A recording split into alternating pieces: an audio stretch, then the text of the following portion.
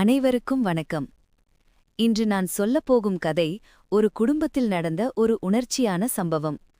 இந்த கதை நமக்கு ஒரு விஷயத்தை கற்றுக் கொடுக்கிறது.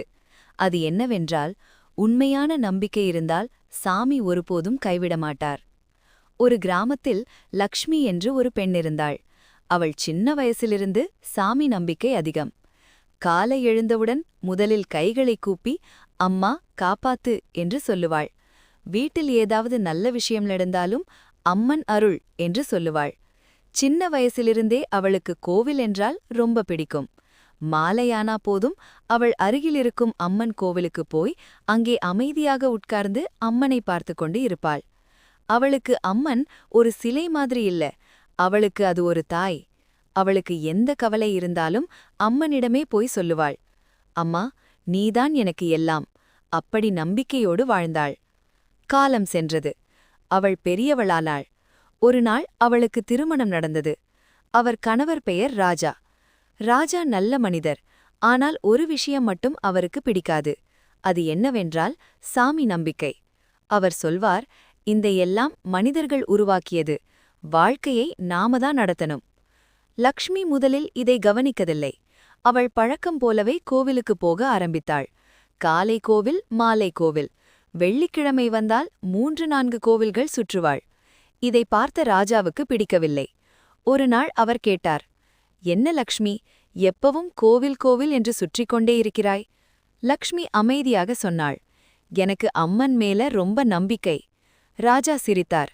நம்பிக்கை நல்லதுதான், ஆனா இவ்வளவு தேவையா? அவள் சிரித்துக்கொண்டு அமைதியாக இருந்தாள்.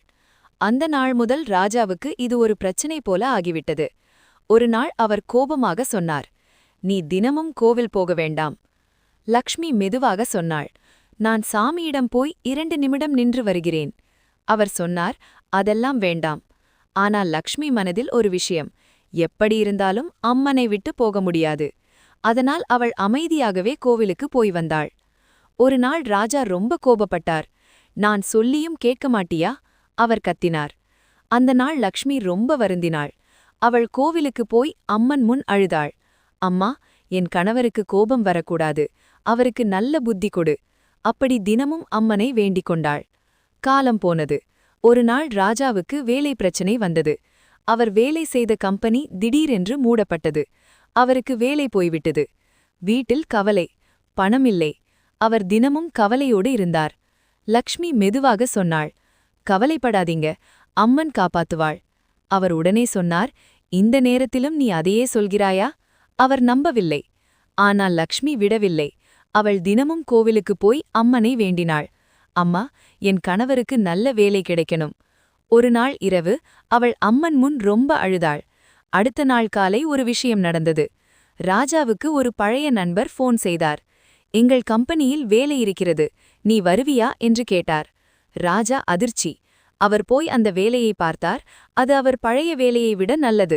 அவருக்கு சம்பளமும் அதிகம். அவர் வீட்டுக்கு வந்து அமைதியாக இருந்தார்.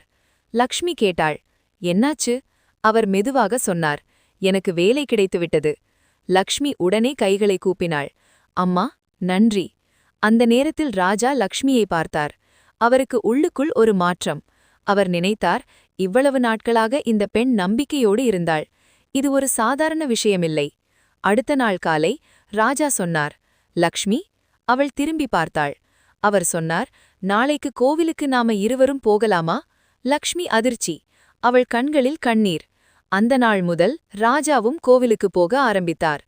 அவர் புரிந்து கொண்டார், நம்பிக்கை என்றால் அது ஒரு பலம், அது மனிதனை தாங்கும் ஒரு சக்தி. அந்த குடும்பத்தில் அந்த நாள் முதல் சண்டை இல்லை, அமைதி மட்டும் இருந்தது.